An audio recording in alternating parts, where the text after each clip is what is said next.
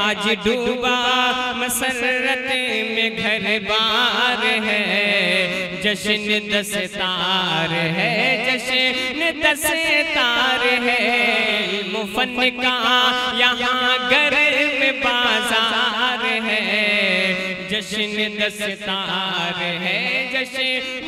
आइए हजरात, अब आपसे मिलवाते हैं एक ऐसी शख्सियत से जिसका ज़ाहिरी हुस्नो जमाल आरास्ता व पैरास्ता देख करके ये पूरी ज़मानत के साथ मैं कह सकता हूँ कि आपको क़ल्बी सुकून और रूहानी तस्कीन हासिल होगा।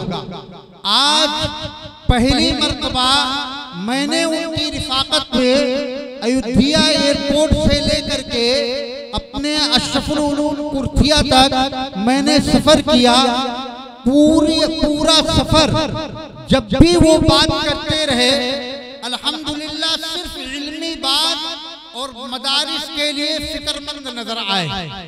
उम्र काफी हो चुकी है, आप हज़रात देखेंगे तो एहसास होगा, अंदाजा होगा। मैं कहा करता हूँ कि ऐसे बुजुर्गाने दीन और हमारे ऐसे अकाबिर जिन्हें देखकर ईमान ताज़ा और कल्ब और रूह को सुकून और बालिदगी हासिल होती है, वाक़तन वो चीज़ नजर आएगी।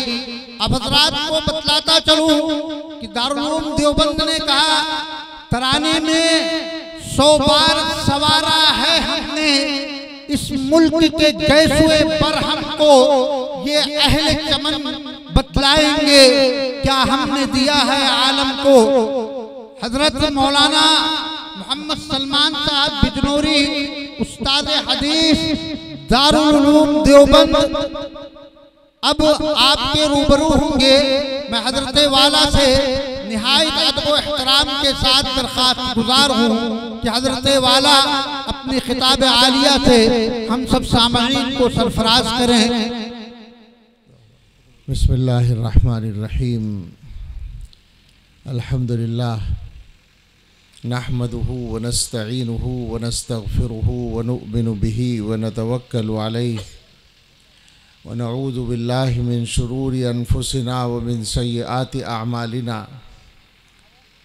मन यहदिहिल्लाहु फला मुदिल्ल लहु व मन युद्लिलहु फला हादिय लहु व नशहदु अल्ला इलाहा इल्लल्लाहु वहदहु ला शरीका लहु व नशहदु अन्न सय्यदना व नबिय्यना व मौलाना मुहम्मदन अब्दुहु व रसूलुहु सल्लल्लाहु तआला अलैहि व अला आलिहि व अस्हाबिहि व बारक व सल्लम तस्लीमन कसीरा। अम्मा बअद फ़अऊज़ु बिल्लाहि मिनश शैतानिर रजीम। बिस्मिल्लाहिर्रहमानिर्रहीम। इन्नल्लज़ीना क़ालू रब्बुनल्लाहु सुम्मा इस्तक़ामू फ़ला ख़ौफ़ुन अलैहिम वला हुम यहज़नून। सदक़ल्लाहुल अज़ीम। अन सुफ़यान इब्न अब्दिल्लाह रज़ियल्लाहु अन्हु क़ाल क़ुल्तु या रसूलल्लाह क़ुल ली फ़िल इस्लाम क़ौलन ला अस्अलु अन्हु अहदन ग़ैरक। क़ाल क़ुल आमन्तु बिल्लाहि सुम्मा इस्तक़िम।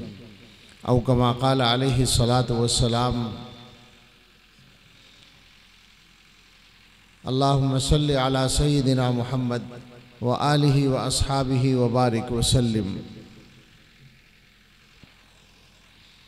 जो चंद लोग खड़े रह गए हैं वो भी बैठ जाएं तो बेहतर है। ऐसा लगता है ना खड़े आदमी का कि जैसे कोई चखने के लिए खड़ा है कि पसंद आएगा तो सुनेंगे, नहीं तो चल देंगे। तो अल्लाह के लिए सुने, अल्लाह को पसंद आ जाए तो सब काफ़ी है। बैठ जाएं। आपका जलसा इशा के बाद से बल्कि कल से चल रहा है और आज की इस नशिस्त में दारुल उलूम देवबंद के बहुत मकबूल और बासलाहियत उस्ताद हज़रत मौलाना मुफ्ती अशरफ अब्बास साहब ज़ीदा मजदूम का बयान अभी आपने मुफस्सल बयान सुना और मुझे बताया गया है कि अभी एक और आलिम बयान फरमाएंगे। और कल भी आपने बयानात सुने होंगे। मैं इस तरह कहना चाहता हूँ कि मदरसे का जलसा जब कहीं होता है तो उसमें एक दो फ़ायदे तो मदरसे के होते हैं। मसलन ये कि मदरसा अपनी कारगुजारी आपके सामने पेश करता है। मदरसा ये बताता है कि हमने बच्चों को क्या पढ़ाया है, उसके नमूने दिखाता है। ये मदरसे का काम है। एक काम बाज़ इलाक़ों में होता है, बाज़ में नहीं होता, और वो है मालियात की फराहमी, चंदा जिसको कहते हैं। हमारे इलाके में बहुत से मदरसों में जलसे में चंदा होता है। यहाँ भी होता है क्या? होता है? कुछ ठीक ठाक होता है? अच्छा हुआ है, माशाल्लाह। हाँ, तो ये भी एक काम है। और पहले तो हमें इसमें कुछ तकल्लुफ़ सा लगता था, हमसे तो नहीं होता, कराया नहीं जाता, लेकिन हम इसको अच्छा भी नहीं समझते थे। अब हमारी राय बदल गई और हम समझते हैं कि ये इस तरह होना इसका बहुत अच्छा है कि दुनिया को पैगाम पहुंच जाता है कि ये मदरसे किस तरह चलते हैं, इन मदरसों का सोर्स ऑफ इनकम क्या है, ज़रिया आमदनी क्या है, ये साफ हो जाता है। तो ये भी मदरसे का काम हुआ। लेकिन एक काम आने वालों की ज़रूरत का होता है, और वो ये है कि वो मदरसे के जलसे से कोई पैगाम लेकर अपने लिए जाएं। जाहिर है कि ये पैगाम लेकर जाना ये आपका काम है। अगर आप चाहेंगे तो ले जा पाएंगे, वरना नहीं ले जाएंगे। मदरसे का काम तो हो गया, मदरसे ने अपनी कारगुजारी भी दिखा दी, मदरसे ने चंदा भी कर लिया। अगर हम और आप वैसे ही चले जाएं जैसे आए थे तो हमारा क्या फ़ायदा हुआ? थोड़ा सा सवाब मिला, उसके अलावा जो असल फ़ायदा होना चाहिए था वो नहीं हुआ। लिहाजा ए बच्चों, ये छोड़ दो, ज़रा मेरी बात गौर से सुन लो। खामखा ड्यूटी लगा देते हैं, ये बड़े करते हैं, खुद तकल्लुफ़ डरते हैं कि कोई डांट ना दे, बच्चों को लगा देते हैं बैठकर। छोड़ो इसको, गौर से सुन लो, बस काफ़ी है।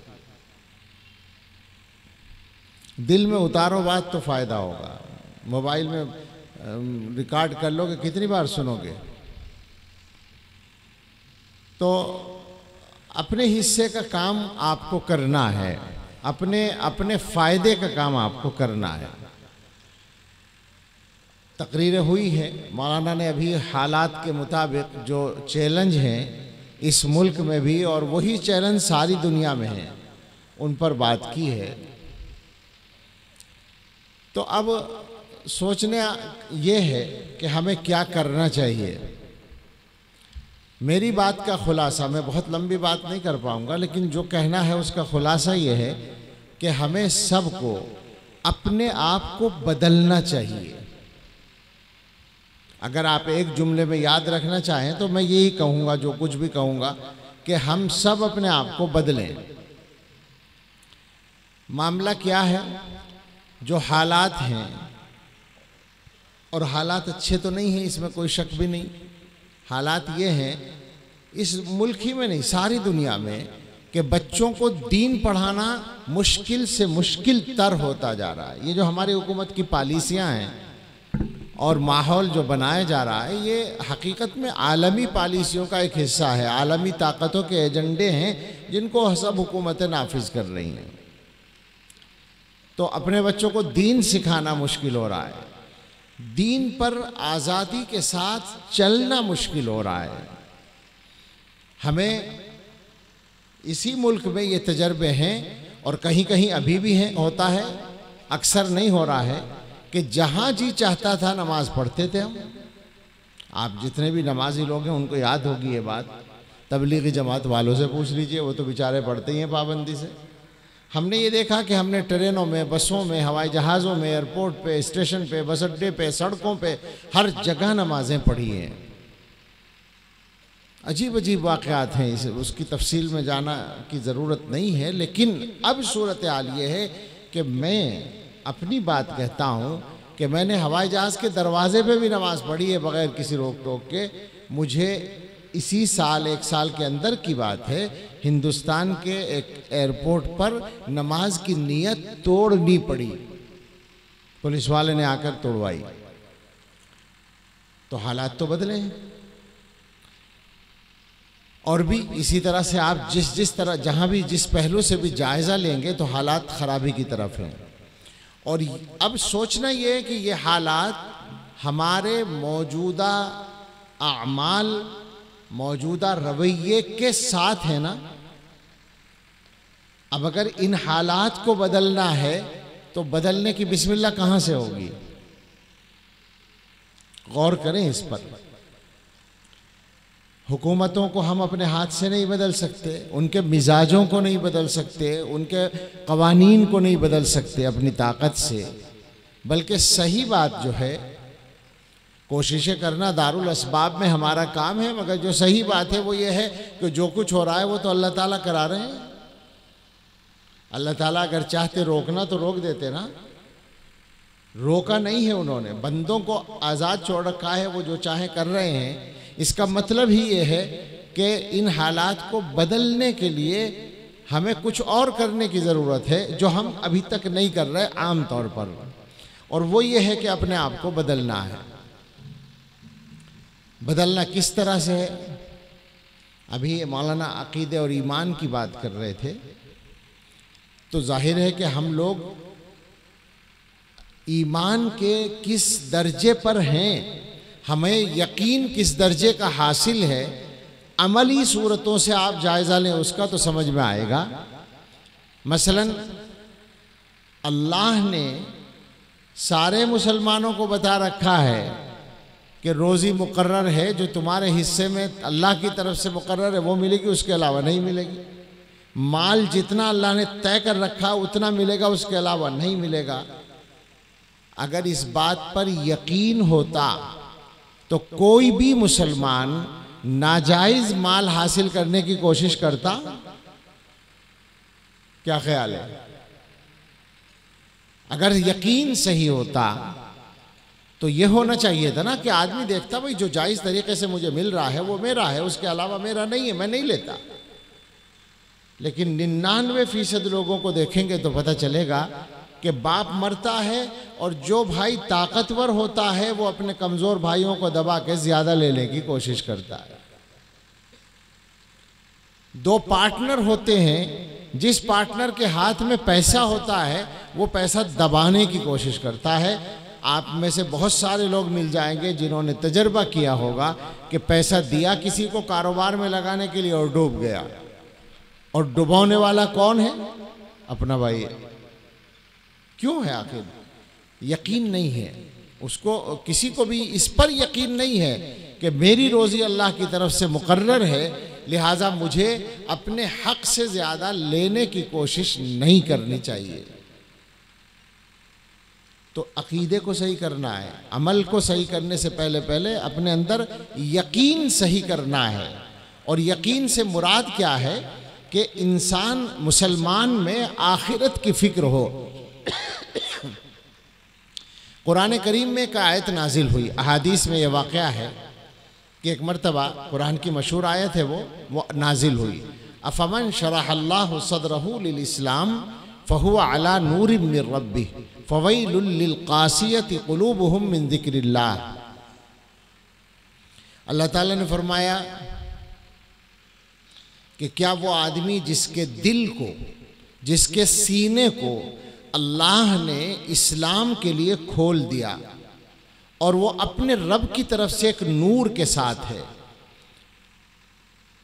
आगे क्या वो आदमी उन लोगों की तरह हो सकता है? मफहूम यह है जिनके दिल सख्त हैं। पूरा जुमला यहां मज़कूर नहीं है।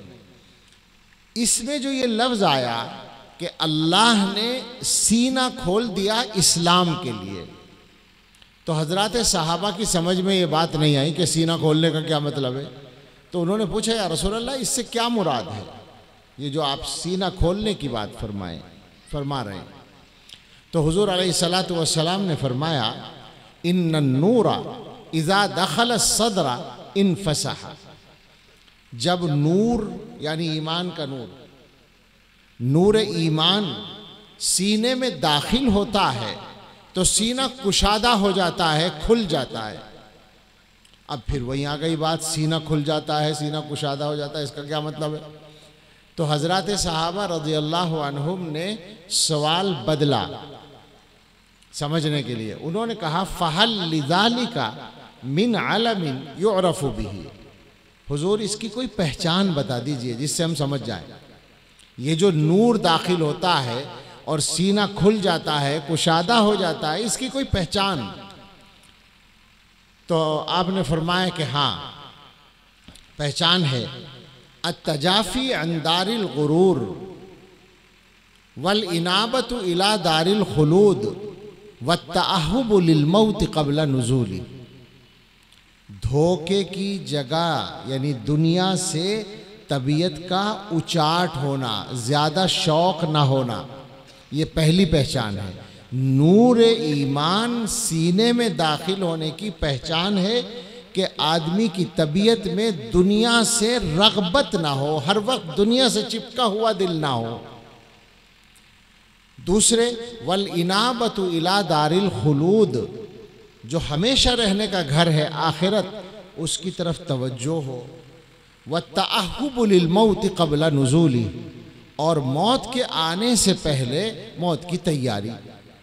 ये तीन बातें अगर आदमी में पाई जा रही हैं तो आप समझ लें कि उसका दिल नूर ईमान से भरा हुआ है, उसके दिल को अल्लाह ने नूर ईमान के लिए खोल दिया है। आप गौर करें कि अगर ये कैफियत हमें अपने दिलों में हासिल हो जाए तो क्या हम छोटी छोटी चीज़ों के लिए लड़ेंगे आपस में, माल के झगड़े होंगे? फिर तो ये झगड़ा होगा कि हदीस में ये बात आई है कि पहली उम्मतों में ऐसा हुआ था, एक वाक़या कि एक आदमी ने खेत खरीदा, जंगल की ज़मीन खरीदी किसी दूसरे से, और जब उसमें हल चलाया तो उसके अंदर से एक घड़ा निकला जिसमें सोना चांदी भरा हुआ था। तो ये उस घड़े को उठा के साबिका मालिक के पास ले गया जिसने बेचा था। उससे कहा लो भाई ये तुम्हारा माल है, मैंने ज़मीन खरीदी थी, सोना नहीं खरीदा था।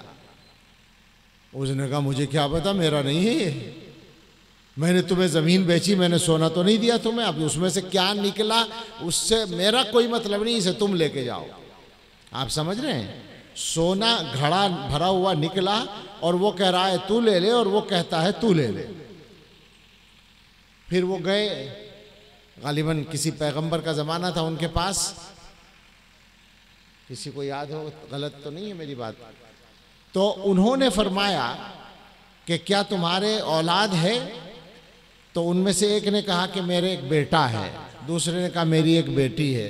उन्होंने फरमाया कि उन दोनों की आपस में शादी कर दो और ये माल उनको दे दो। ये एक मिसाल है, और इस उम्मत में इसकी मिसालें बहुत हैं, मगर हमारे ज़माने में ये मिसालें आसानी से नहीं मिलेंगी। हम तो सब लालच में पड़े हुए हैं। ये एक मिसाल है। उसके अलावा मिसाल के तौर पर हम कहते हैं दो चार अमली बातें करनी है। इस वक्त मुसलमानों की जो सूरत हाल है दीन पर चलने के सिलसिले में, तो आपको मालूम है मुसलमान कितनी तादाद में नमाजी हैं। मैं 10% कहता हूँ, बाज़ उलमा को मैंने कहते हुए सुना है कि पक्के नमाजी पूरे मुल्क में अगर जायज़ा लिया गया, वो कहते हैं, एक साहब हैं बड़े मशहूर मुकर्रिर हैं, वो ये कहते हैं कि मैंने सर्वे कराया है और मेरे सर्वे का नतीजा ये है कि 5 वक्त की नमाज बाजमात पढ़ने वाले मुसलमान 2% हैं। बाकी इसमें और शामिल कर लें, कभी कभी के आने वाले और घर में पढ़ने वाले और जुमा पढ़ने वाले 10% हो जाएंगे, 15% हो जाएंगे, इससे ज़्यादा नहीं है। वो फरीज़ा जिसका सवाल सबसे पहले होगा, सबसे पहले जवाब देना पड़ेगा, उसको 80-90% मुसलमान छोड़े बैठे हैं। कुरान पर आ जाएं, कुरान पढ़ने का मामला भी बिल्कुल ऐसा ही है।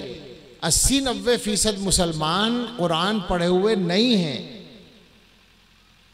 मैं ऐसे मौके पर कहता हूं कि ये जो मजमा हमारे सामने बैठा है ये दीनदारों का मजमा है। ये दीन से मोहब्बत करने वालों का मजमा है, उलमा से ताल्लुक़ रखने वालों का मजमा है, मदरसे से मोहब्बत रखने वालों का मजमा है। इस मजमे में दिखा दें आप 50% लोग भी कुरान पढ़े हुए, आधे लोग, इस मजमे में आधे लोग कुरान पढ़े हुए दिखा दें तो मैं मान जाऊँ, नहीं मिलेंगे। मैं गलत तो नहीं कह रहा हूँ। जब ऐसे मजमे में आधे लोग कुरान पढ़े हुए नहीं होंगे तो जो आज़ाद मुसलमानों की भीड़ है उसमें कितने लोगों ने पढ़ रखा होगा। कुरान के सिलसिले में हमारा ये रवैया है। आपस के मामलात में, अभी मैंने इशारा किया माली मामलात का, मुआशरत का हाल क्या है वो भी आप जानते हैं। मुआशरत का हाल ये है कि हजारों में कोई घर ऐसा मिलेगा जिसमें सुन्नत के मुताबिक 100% इंसाफ होता हो। ये अलग बात है कि मुसलमान बदतरीन हाल में भी दूसरों से आम तौर पर अच्छे हैं, मगर मुसलमान को तो बहुत अच्छा होना चाहिए ना। घरों की सूरत हाल क्या है ज़रा गौर से समझिएगा। मैं चूँकि मेरी आदत है मैं बातें करता हूँ, 2-4 तकरीर वकरीर तो मुकर्रिर लोग करते हैं।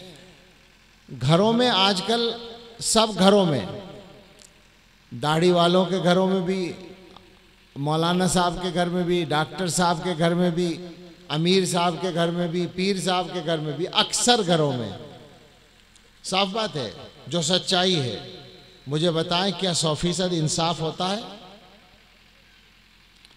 सीधा सवाल है। आपके घर में बेटा भी है और बहू भी है, बेटे की शादी हो गई, सुसर साहब बताइए, अगर बेटे और बहू में कोई बात होती है आप हमेशा किसका साथ देते हैं? क्या ख्याल है? माहौल क्या है? बेटे का साथ देंगे, बेटा सही है बहू गलत है। जहां बेटी गई है वहां अगर बेटी और दामाद में कोई बात होती है तो किसका साथ देते हैं? वहां तो और ज्यादा जज्बात के साथ बेटी का साथ। बेटी की बात चाहे सही हो चाहे गलत हो, हमारी बेटी सही है। बताओ है ऐसा या नहीं? तकरीबन सारे घरों में ये होता है या नहीं होता? हमारे घर में जो सास है वो अच्छी है, बहू खराब आई है, और जहां बेटी गई है वहां सास खराब है। कोई हमें हंसाने का कोई लतीफ़ा नहीं सुना रहा, आपसे मैं एक तल्ख हकीकत बयान कर रहा हूं। ऐसा हो रहा है या नहीं?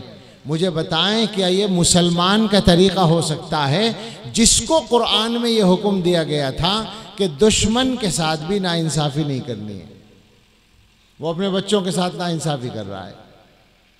भाई अगर तुम बेटी की गलती मान लो और ये कह दो कि दामाद सही कह रहा है तो बेटी का घर बसा रहेगा या नहीं? कौन बर्बाद कर रहा है उसको? तुम्हारी नाइंसाफ़ी बर्बाद कर रही है। हर मामले में यही मिलेगा। बहुत से बाप ऐसे हैं जो अपनी सगी औलाद में इंसाफ नहीं करते। 2 बेटे हैं, एक बेटे की आमदनी ज़्यादा है, एक की आमदनी कम है। मेरे पास ऐसे बहुत किस्से हैं, लोग शिकायतें करते हैं आकर कि जी बड़ा भाई जो है उसका की आमदनी ज़्यादा है, माँ बाप उसी का साथ देते हैं। ये मुसलमान हैं जो अपनी सगी औलाद के साथ इंसाफ नहीं कर सकते। अजीब बात है। फिर किस मुंह से दूसरों की हुकूमतों से इंसाफ की उम्मीद रखते हैं? ऐसे तो नहीं होता। आप समझ रहे हैं मेरी बातों को? कहां कहां बदलने की जरूरत है, कितना ज्यादा बदलने की जरूरत है अपने आप को। तो असल पैगाम जो इस पूरे जलसे से आपको पहुंचना चाहिए, जो भी उलमा बात कर रहे हैं वो यही तो कह रहे हैं ना कि ऐसा कम हो रहा है, ऐसा हो रहा है। उसका मतलब यही है कि अपने आप को बदलने की कोशिश करें। उलमा बयानात करते हैं और कोई फ़र्क नहीं पड़ता। क्यों?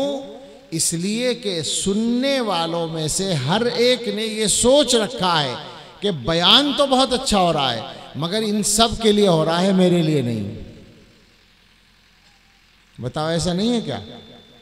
सुनते सुनते यही ख्याल आता है ना कि हाँ मौलाना सही कह रहे हैं, देखो वाकई लोग ऐसे ही करते हैं। अरे भाई तूने अपने बारे में भी सोचा कि मैं भी कुछ करता हूँगा? हर आदमी ने ये सोच रखा है कि मैं ठीक हूँ, तकरीर सही हो रही है मगर इनके लिए हो रही है, लिहाजा कोई ठीक नहीं होता। और कुरान में एक बात फरमाई गई है, फला तुज़क्कू अनफुसकुम, अल्लाह ने इससे पहले फरमाया कि हुवा अअलमु बिकुम इज़ अंशअकुम मिनल अर्दि व इज़ अंतुम अजिन्नतुन फी बुतूनि उम्महातिकुम। अल्लाह तुम्हें जानता है जब तुम्हें ज़मीन से उसने पैदा किया और जब तुम माओ के पेट में थे उस वक्त से अल्लाह जानता है। लिहाजा शेखी ना बघारो, फला तुज़क्कू अनफुसकुम, अपने आप को अच्छा ना कहो कि मैं अच्छा हूँ और बाकी सब खराब है। गड़बड़ यही है कि हमें अपनी खराबियाँ, अपनी बुराइयाँ नज़र नहीं आती, दूसरों के साथ हम ज़्यादती करते हैं। मैं एक हदीस सुनाता हूँ, उस हदीस के मजमून पर गौर कीजिएगा और हो सकता है उस हदीस पर ही बात ख़त्म हो जाए। निहायत अजीब हदीस है, हदीस कुदसी है। रसूलुल्लाह सल्लल्लाहु अलैहि वसल्लम जो अल्लाह की तरफ से सुनाते हैं कि अल्लाह ताला अपने बंदों से बात कर रहे हैं। अन अबी ज़र्र रज़ियल्लाहु ताला अन्हु, अबू ज़र्र ग़िफ़ारी रज़ियल्लाहु अन्हु की रिवायत है।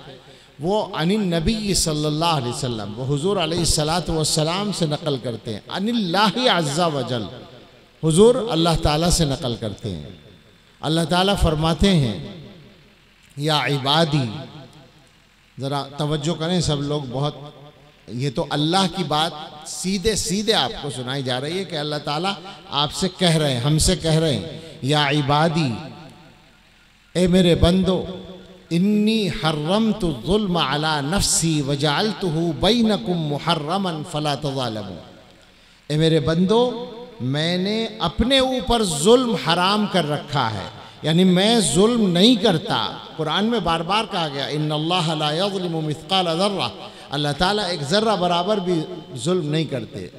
अल्लाह फरमाते हैं कि ए मेरे बंदो, मैंने अपने ऊपर जुल्म हराम कर रखा है, वजअलतुहु बैनकुम मुहर्रमन, और तुम्हारे आपस में भी जुल्म को हराम किया है, फला तज़ालमू, तो एक दूसरे पर जुल्म ना करो, एक दूसरे पर जुल्म ना करो। कहाँ जुल्म होता है? हम समझते हैं कि जी हम तो बिल्कुल ठीक हैं, नॉर्मल हालात में सब ठीक होते हैं।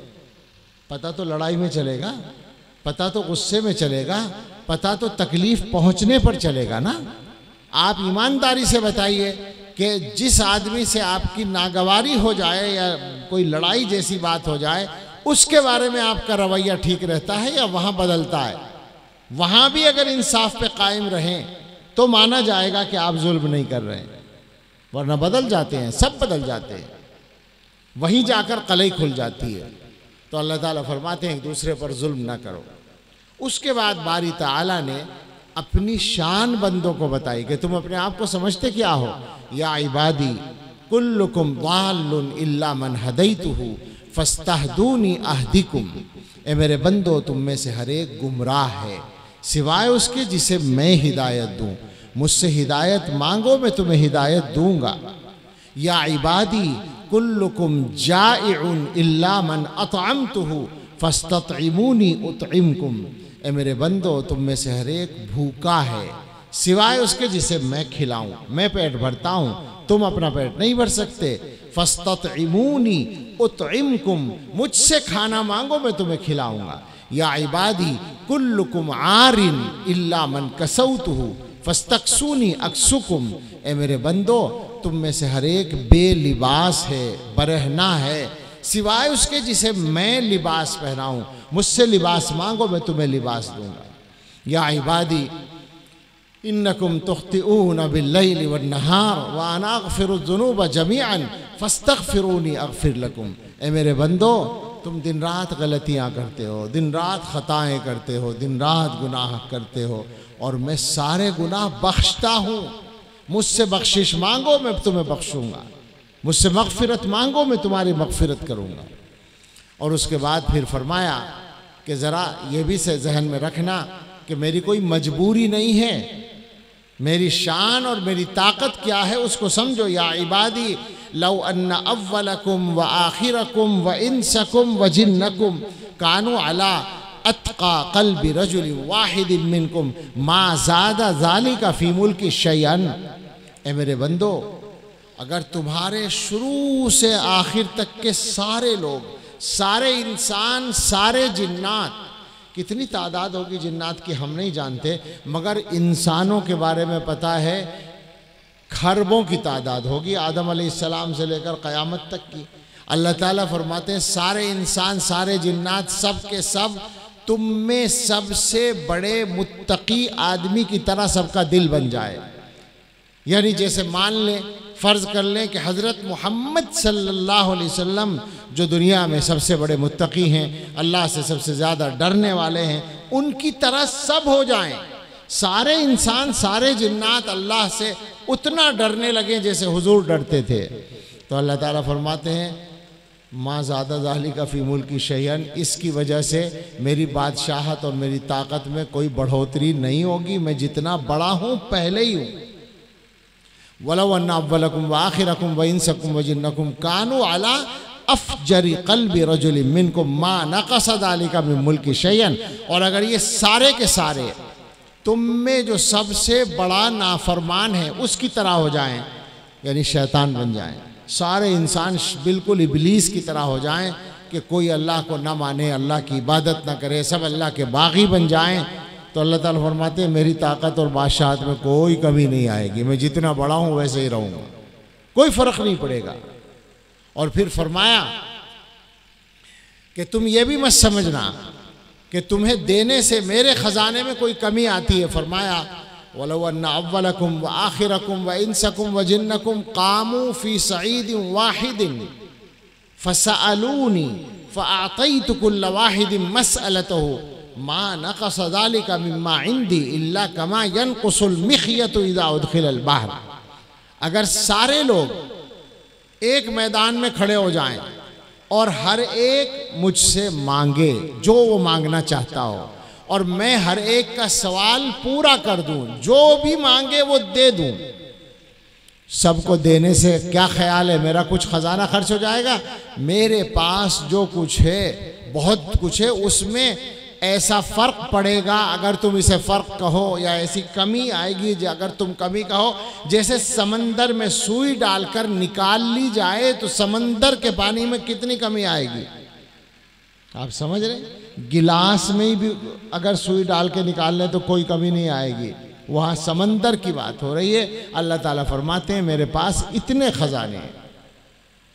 आखिर में फरमाए या इबादी इन्नमा हिया अअमालुकुम उहसीहा लकुम फउवफ़ीहा इय्याकुम। ये तो तुम्हारे अमाल होते हैं, मैं जमा कर लेता हूँ फिर तुम्हें लौटा देता हूँ। फ़मन वजद खैरन फलियहमदिल्लाह वमन वजद गैर ज़ालिका फला यलूमन्ना इल्ला नफ्सहु। तो जो आदमी खैर पाए वो अल्लाह का शुक्र अदा करे, और जो कुछ और चीज़ महसूस करे तो अपने आप को मलामत करे, किसी और को बुरा ना कहे। अंदाज़ा करें, अल्लाह ताला ने हमें हमारी औकात बता दी कि तुम्हारी हैसियत क्या है और तुम कौन हो, और उसके बावजूद तुम दुनिया में रहकर जुल्म भी करते हो, नाइंसाफ़ी भी करते हो, अल्लाह की नाफरमानी भी करते हो। कैसे काम चलेगा? तो भाइयों, वापस आते हैं उसी बात की तरफ कि जिन हालात से हम गुज़र रहे हैं वो हालात हमें अपने आप को बदले बगैर ठीक होने वाले नहीं हैं।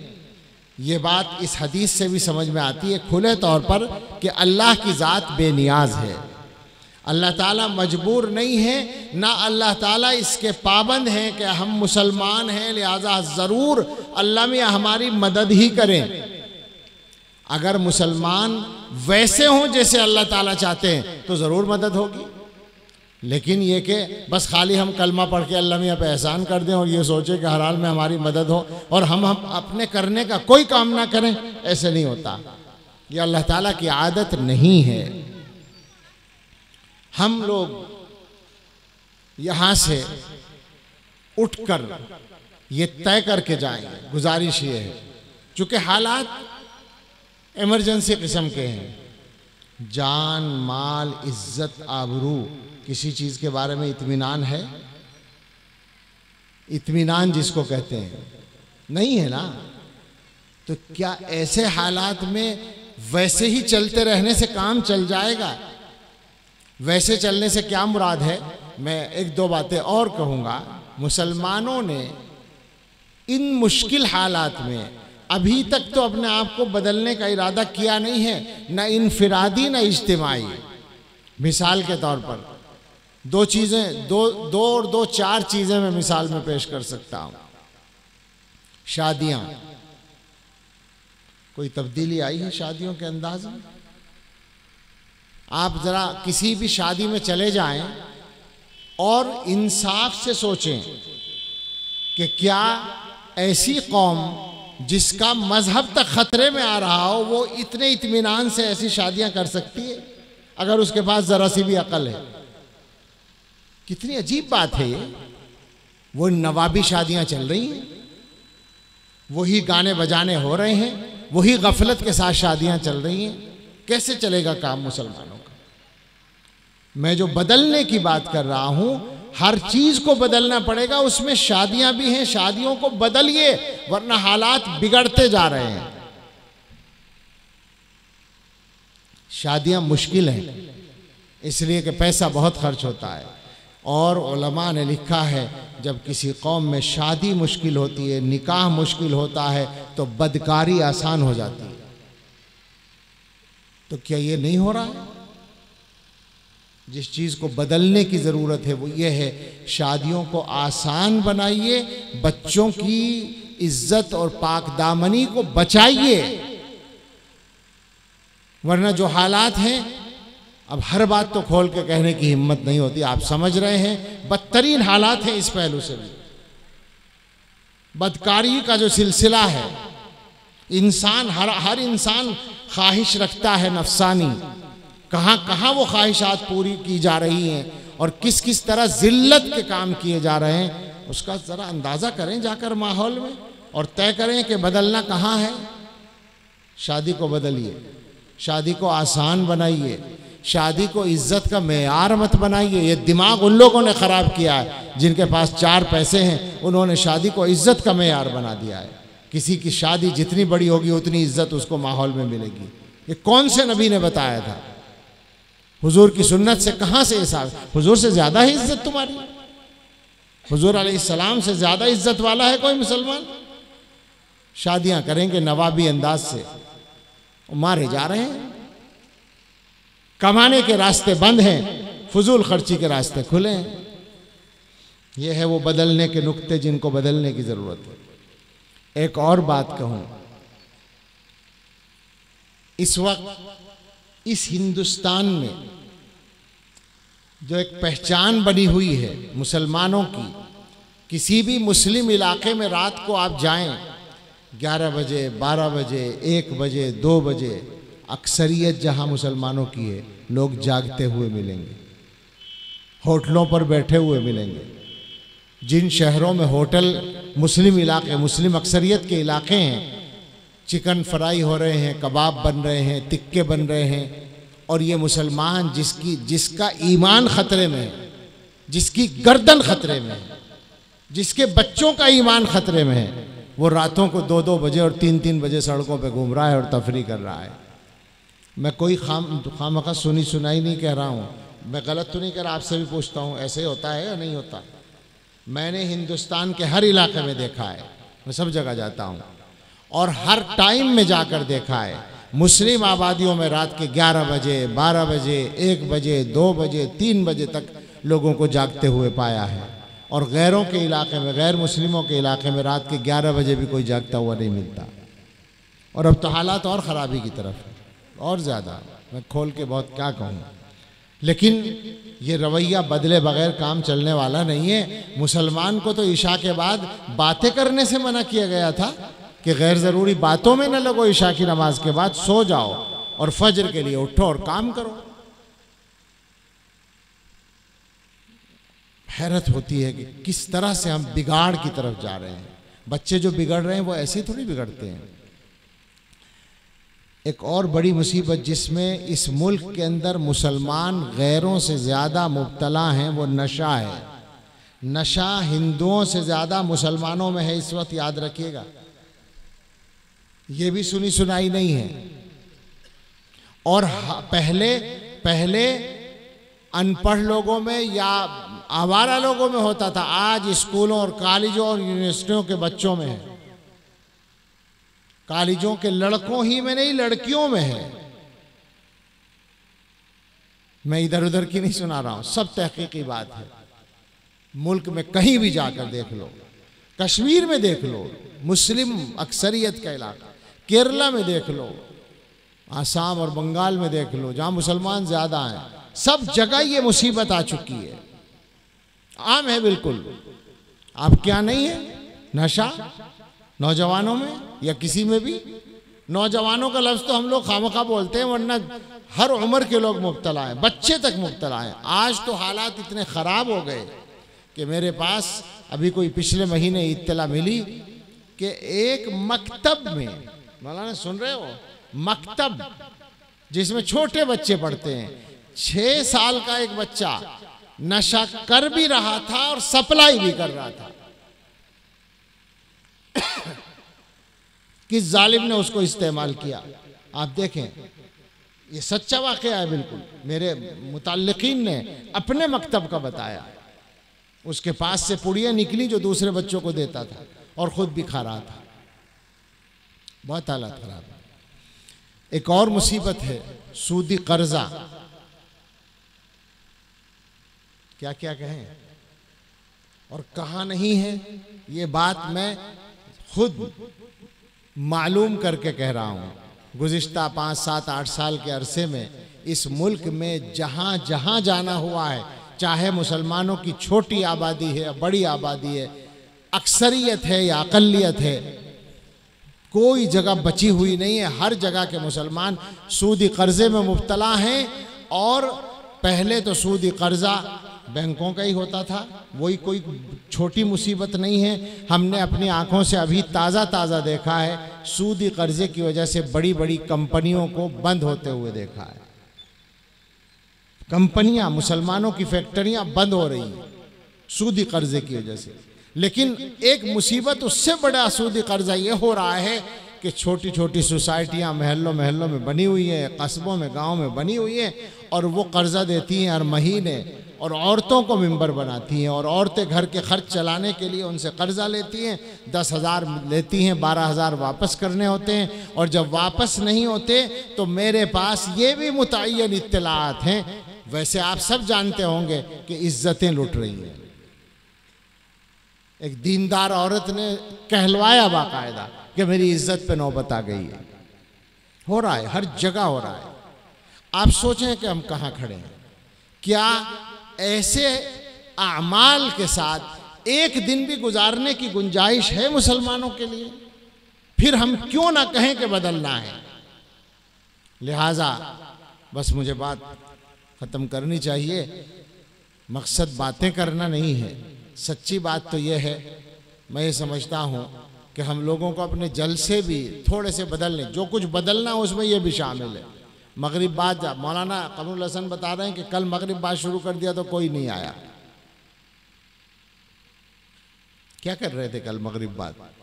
मैं आपको एक बात सुनाऊं, लतीफ़ा सा लगेगा आपको। एक जगह बिजनौर के इलाके में मुझे उन्होंने दावत दी।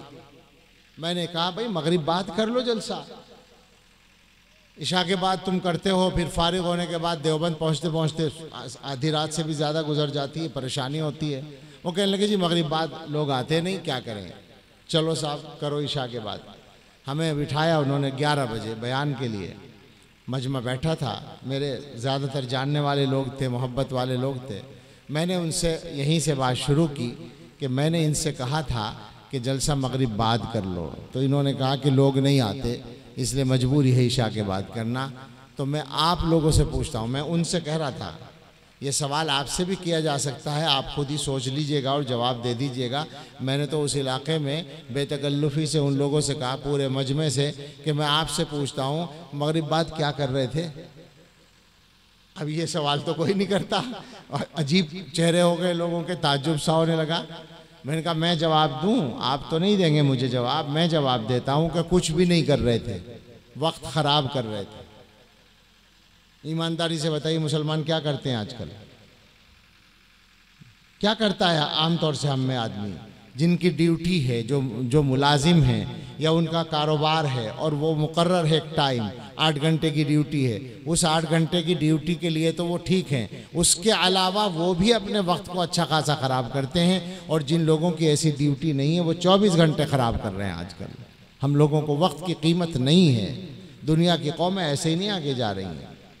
तो मदरसों के जलसों को भी ठीक करने की ज़रूरत है। असल तो है कि अपने आप को बदलना है, तब्दीली लाइए, तब्दीली लाइए। मैं अपनी बात का खुलासा कर दूं, कुरान पढ़िए, हर आदमी कुरान पढ़े, हर बच्चा कुरान पढ़े, इसको अपने लिए फ़र्ज़ कर लें।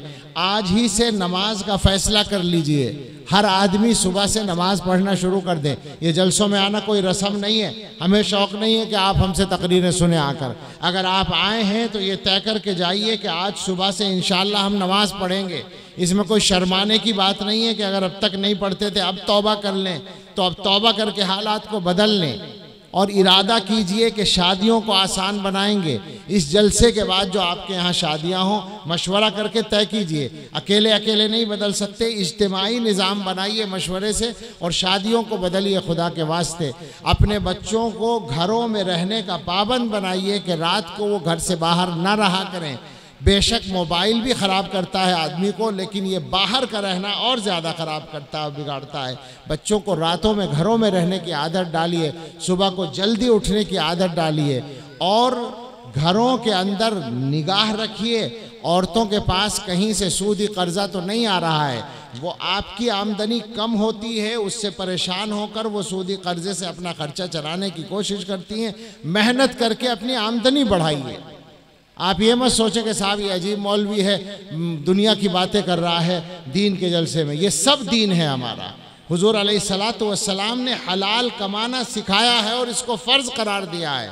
अगर घर का खर्चा नहीं चल रहा है तो मेहनत बढ़ाओ और पैसा कमाओ और हलाल तरीके से अपने बच्चों को पालो और उसी के साथ उनकी तरबियत ऐसी करो, उनको समझाओ। और औरतों को भी कि अगर हम कोशिश करेंगे ज़्यादा कमाने की, लेकिन अगर नहीं हो सका और कम रहा तो चाहे फाका करना पड़े, हराम का कर्जा घर में नहीं आना चाहिए।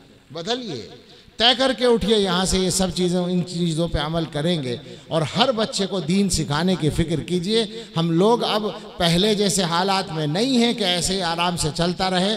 अल्लाह से डरते डरते ज़िंदगी गुजारने की कोशिश करें। अल्लाह से आफ़ियत मांगिए, अल्लाह से माफ़ी मांगिए, अल्लाह की बेनियाजी पर नज़र रखिए और जो तालीम का ये निज़ाम अल्लाह ने दे रखा है, इसको अल्लाह की बहुत बड़ी नेमत जानकर इसकी कदर कीजिए और इसको मजबूत करने की कोशिश कीजिए। अल्लाह हमें सबको सही समझ भी दे और सही तौफीक भी दे। और जो मदरसा ये चल रहा है, इसमें अल्लाह ताला इन हज़रात की हर चीज़ में मदद फरमाए। खुशी हुई यहाँ आकर और ज़िम्मेदारों से, असातिज़ा से मिलकर इन लोगों के बारे में हुस्न ज़न ही कायम हुआ और कारगुजारी भी आप देख रहे हैं मदरसे में माशाअल्लाह तालीम जारी है। अल्लाह ताला अपना फजल फरमाए और तरक्की अता फरमाए, कबूलियत अता फरमाए, आसानी अता फरमाए। अल्लाह हम सब से राज़ी हो और हमें अपने अच्छे बंदों में शामिल फरमाए और हमारा अंजाम बेहतर फरमाए। हमें ज़वाल नेमत से महफूज रखे, आने वाले वक्त को हम सब के लिए गुज़रे वक्त से बेहतर बना दे अल्लाह ताला और अपने फ़ज़ल से हर साहिब ईमान को इज़्ज़त व वक़्त की ज़िंदगी अता फ़रमाए। आमीन व आखिर दावाना अल्हम्दुलिल्लाह। अब हज़रत के दस्ते मुबारक से फ़ाज़े कराम की दस्तारबंदी होगी। सबसे पहले हाफिज़ मोहम्मद तलहा इब्न मोहम्मद हारून कमरिया बुजुर्ग महाराज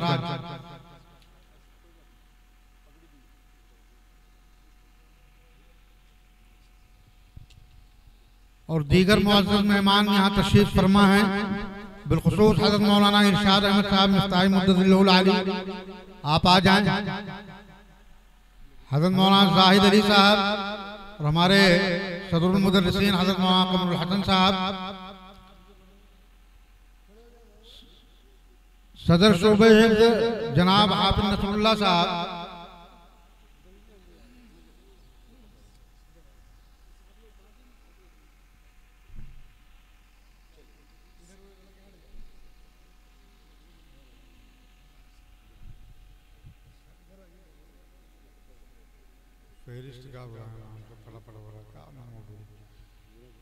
इनामुल हसन इब्न मौलाना महमूदुल हसन उदितपुर महाराजगंज, वसीम अकरम इब्न अब्दुल हकीम बहादुरी बाजार महाराजगंज, अब्दुल रहमान इब्न मौलाना अयूब बैरवा सिद्धार्थनगर,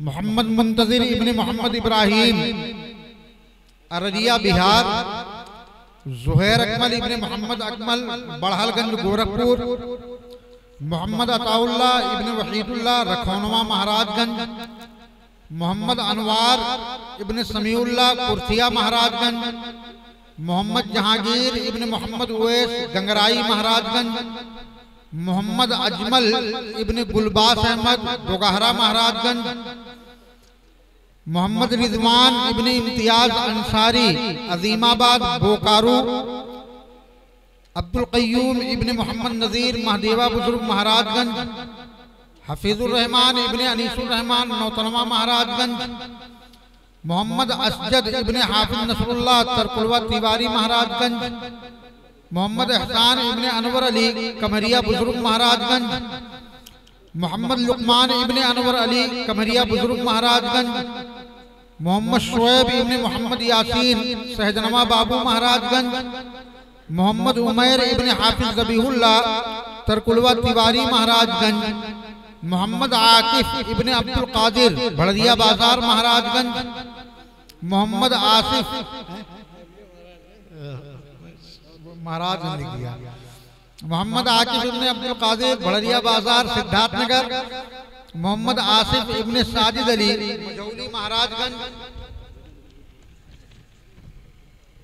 मोहम्मद इरफान इब्ने मौलाना इल्मुल हुदा मझौली महाराजगंज, मोहम्मद सोबान इब्ने मोहम्मद असलम औरंगाबाद मऊ, मोहम्मद अरसलान इब्ने मोहम्मद अजमल औरंगाबाद मऊ, अबू शहमा इब्ने हाफिज अंसार अहमद औरंगाबाद मऊ, मोहम्मद यूसुफ इब्ने अबुल कलाम कुर्थिया महाराजगंज, नौशाद अहमद बिन महमूदुल हसन परसा मलिक महाराजगंज, मोहम्मद सादिक इब्ने मोहम्मद सईद रानीपुर महाराजगंज, मोहम्मद रहबर इब्ने मोहम्मद शमीम सुरजापुर अररिया बिहार, अमीरुल्लाह बिन वहीदुल्लाह बड़गो रखौनवा महाराजगंज, मोहम्मद जीशान इब्ने मोहम्मद अजमल नवापुरा पश्चिम मऊ, मोहम्मद अदनान इब्ने मौलाना शरफुद्दीन साहब जोगिया बारी महाराजगंज, मोहम्मद साद इब्ने हाफिज अबू हुरैरा जहांगीराबाद महाराजगंज, मोहम्मद अमजद इब्ने सलामत अली चंपारण बिहार, मोहम्मद दिलशाद इब्ने मोहम्मद इलियास फुलवरिया महाराजगंज, नजीर अहमद इब्ने मौलाना आलमगीर तरकुलवा तिवारी महाराजगंज, मोहम्मद अहमद इब्ने कारी इनामुल हक बिस्मिल नगर महाराजगंज, सादुर रहमान इब्ने मौलाना नसीम अहमद गबड़ुआ महाराजगंज, मुश्ताक खान इब्ने गयासुद्दीन कबिलासपुर महाराजगंज, अब्दुल मन्नान इब्ने हाफिज अब्दुल रहमान बिशुनपुर फुलवरिया महाराजगंज, मोहम्मद इसराफील इब्ने जहीरुद्दीन जीएन जोत महाराजगंज, इल्मुल हुदा इब्ने अरशद अली इटहिया राजधानी महाराजगंज। ये जनाब हाफिज इल्मुल हुदा साहब, इन्होंने बहुत पहले हिफ्ज़ कर लिया था, उम्र में गालिबन मुझसे बड़े ही होंगे। इस वक्त गोरखपुर में किसी मस्जिद के इमाम हैं, इन्होंने मैसेज किया कि हमारे हिफ्ज़ की तकमील गालिबन 90 से पहले हुई है, लेकिन अब तक दस्तार बंदी नहीं हुई है। अल्हम्दुलिल्लाह आज इनके सर भी दस्तार का सेहरा सज रहा है।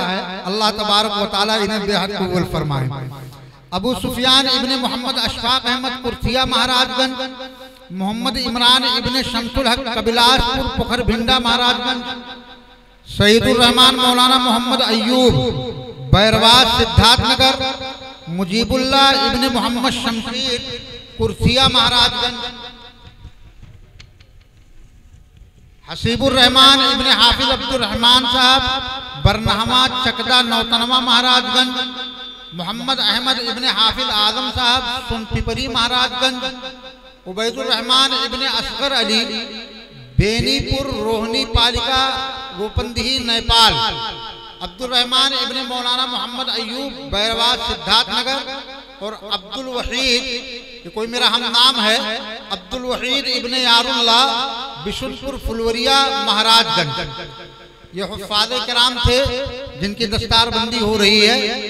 अब आप हजरात के सामने मदरसा अशरफुल उलूम का एक इम्तियाज कि बाज़ाब्ता तौर से शोबे क़िरात की तकमील होती है और जिन बच्चों ने पहली मर्तबा 5 बच्चों ने क़िरात मुकम्मल किया है उनकी भी दस्तार बंदी होनी है।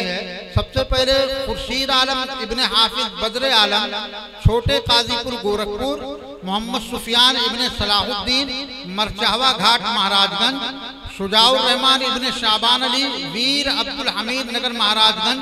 ये गबड़ुआ का बदला हुआ नाम है, पता नहीं जबरदस्ती का है कि ऐसे ही बदल गया है। इमरान अहमद इब्ने मोहम्मद शब्बीर मगर भौरी महाराजगंज, इरशाद अहमद इब्ने शहाबुद्दीन लक्ष्मीपुर महाराजगंज। और 2 बच्चे और हैं जिनको एजाजी तौर पर दस्तारबंदी से नवाजा जा रहा है, क्योंकि इन्होंने कई साल इस मदरसे में रह करके तालीम हासिल की है। अताउल्ला इब्ने नहीं लिखा, अताउल्ला बैरवा चंदनपुर और सऊद बैरवा चंदनपुर।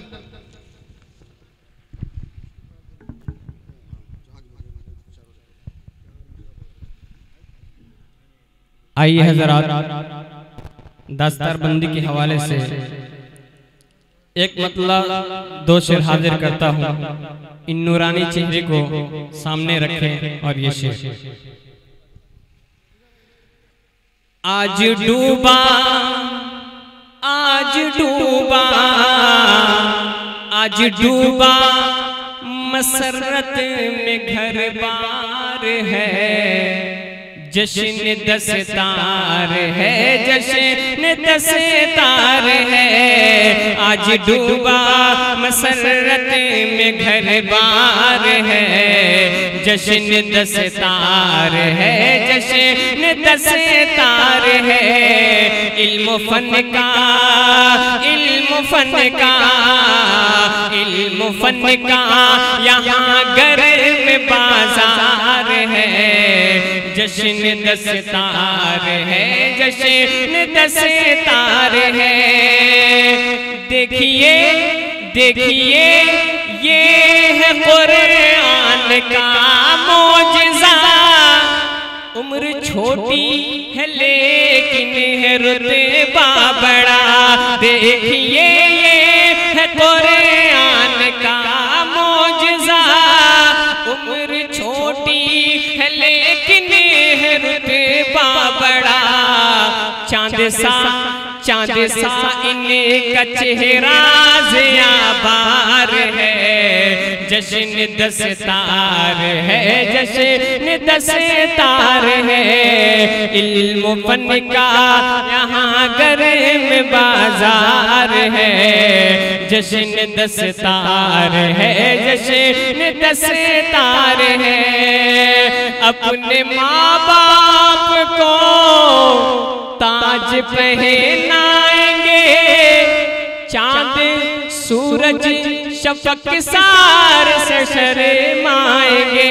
अपने माँ बाप को ताज पहनाएंगे, चांद सूरज शफक सार शर्माएंगे।